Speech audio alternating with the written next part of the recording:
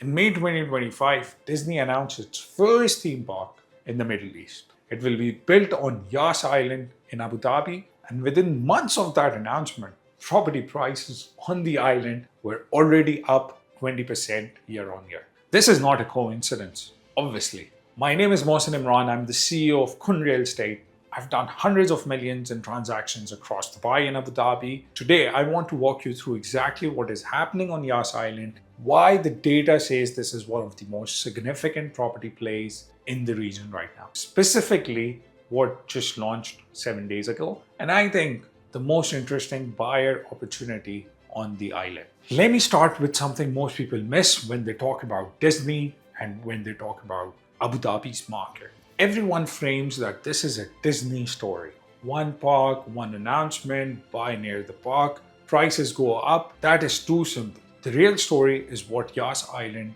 already is before Disney shows up and what it becomes when the full cluster is complete. So right now, today, without Disney, without the Sphere, Yas Island already has 5 major attractions running.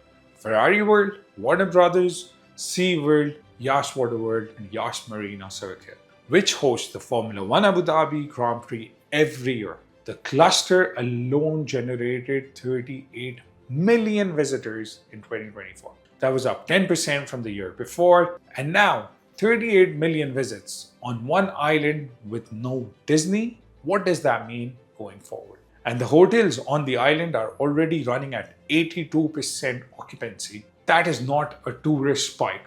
This is baseline institutional demand before a single Disney brick is laid. Now here is what is coming. In 2029, the Sphere arrives. If you've seen the Sphere and what it has done in Las Vegas City in terms of entertainment profile, you understand the scale of what it means. The Sphere Abu Dhabi is a $1.7 billion venue with a 20,000 person capacity. It is being built between Yas Mall and SeaWorld in the heart of the island's leisure corridor. Then in 2030, Disney operates Disney's 7th theme park globally, the first in the Middle East, and according to Forbes, potentially the largest Disney park ever built. It will sit on the waterfront on the northern shore of Yas Island. It will have a signature castle, a Disney hotel, and a retail. And for the first time in Disney's history, the park is being designed with water integrated directly into it. It is described as distinctly Emirati. So let me show you what Yas Island looks like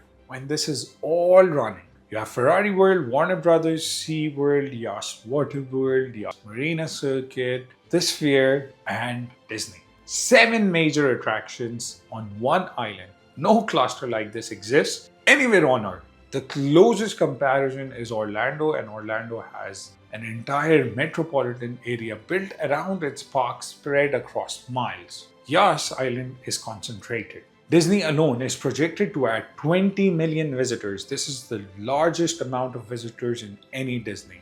That takes the annual footfall to 58 million. And there is the part that changes the investment calculus completely. Right now, Yas Island has a season. There are peak months. Disney parks globally do not have an off-season. They run year-round. 58 million visitors distributed across 12 months means the short-term rental calendar on Yas Island has no dead months. This is a structural shift in how this asset performs as a rental. But the events calendar on top of that is what most people miss entirely.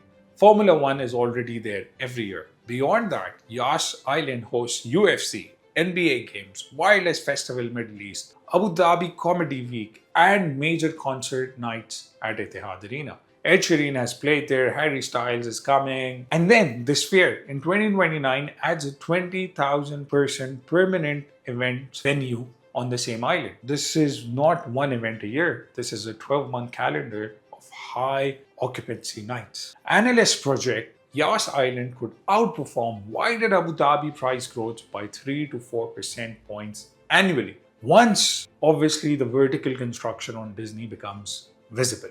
Now, let me tell you what history shows us actually happens to property when Disney announces. Shanghai. Disney announced the park in 2009. The surrounding district property prices rose 162% over the following 7 years. A simple plot of land sold at a 264% premium within 90 minutes of the announcement being made public. 90 minutes. Orlando, the community of celebration built closest to Walt Disney World, has a current median home price of $665,000. The Orlando City median is $415,000. That is a 60% permanent premium.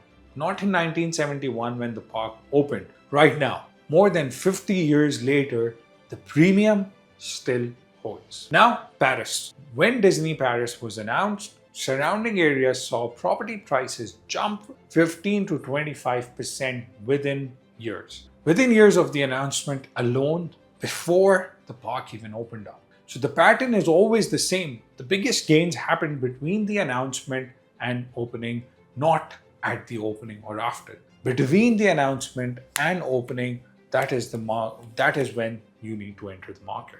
Before the market has priced in the number of visitors coming in. Disney announced Abu Dhabi in May 25. The parks open in 2030 at the earliest, and you're still sitting inside that window right now. And the Abu Dhabi data is already moving. In Q1 2026, Abu Dhabi recorded 8,100 residential transactions worth 38.1 billion dirhams. Transaction volume was up 124% year on year. Total sales value was up 211% on Yas Island. Specifically, apartment prices rose nearly 20% year on year, and villa prices are up by 15%. Experts project a further 30 to 35% increase in apartment prices by 2030, and future launches with handover dates around 2030 could see a price per square foot double compared to what it is available today. Now, before I get to what just launched, I want to address something that almost nobody talks about in the context of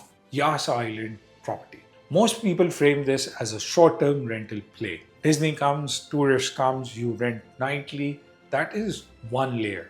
But Yas Island already has a significant long-term rental market that has nothing to do with Disney and nothing to do with the tourism. There are thousands of people who already live on Yas permanently. They live there because of the infrastructure they are surrounded by. There are 5 healthcare facilities on the island. There are multiple established international schools, Yas American Academy, the British School, Sabis International School, the International School of Shuaifat, and Yas School. There is a full commercial and retail ecosystem. There are major employers within the environment and hospitality cluster who need staff living in commutable distance. These people rent long term. They're not tourists. They're not here for the Grand Prix weekend. They live here, and that long-term rental basis is going to grow significantly as the other clusters expand. So here is a specific angle I want to highlight because I think it is the most underappreciated demand driver on this island. The new school being built at Yas Point, which I will come to in a moment, which is projected to have 3,600 students in an international school in Abu Dhabi that pays teachers and educational staff a housing allowance as a part of their compensation package. Every teacher at that school, every administrator, every support staff member on a housing package is going to want to live within the commutable distance of where they work, obviously. That is a proof of long-term, high-quality tenants built in the master plan and its demand.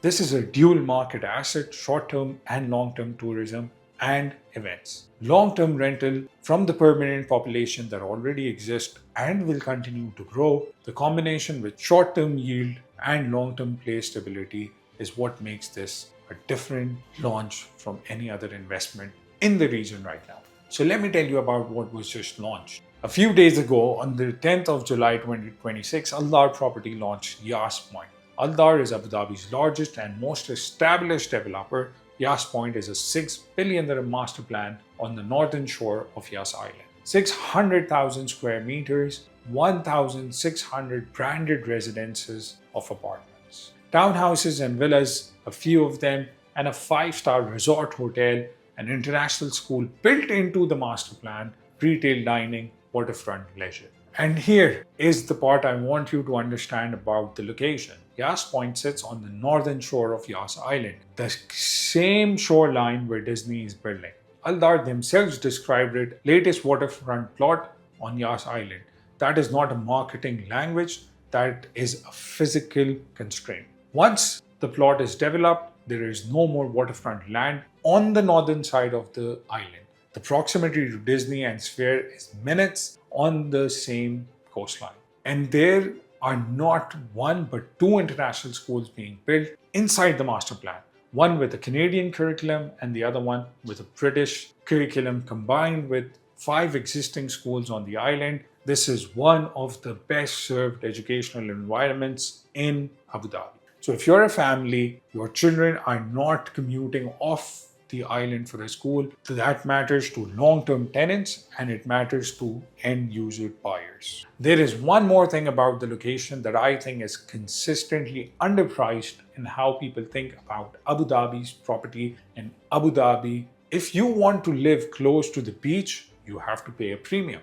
Saadiyat commands it. The Cornish commands it. The premium is structural. It does not go away. And Yas Point is waterfront in the bay on an island. That is beach access at a price point that is significantly more accessible than Saadiyat. And once the island is developed, there is no more of it. So the waterfront on the northern shore of Yas Island is a final resource. So if you would like to know more about the pricing of Yas Point, the payment plan, and what option really sorts of fits what you're trying to achieve, get in touch, click on the link below. We will sit down, have a conversation on what to expect out of this. And if you want to understand the risk, because I don't want to sell it to you saying that there are no risks, there are a very, very few handful risks depending on your profile and your portfolio. So again, that is something that we can discuss one-on-one.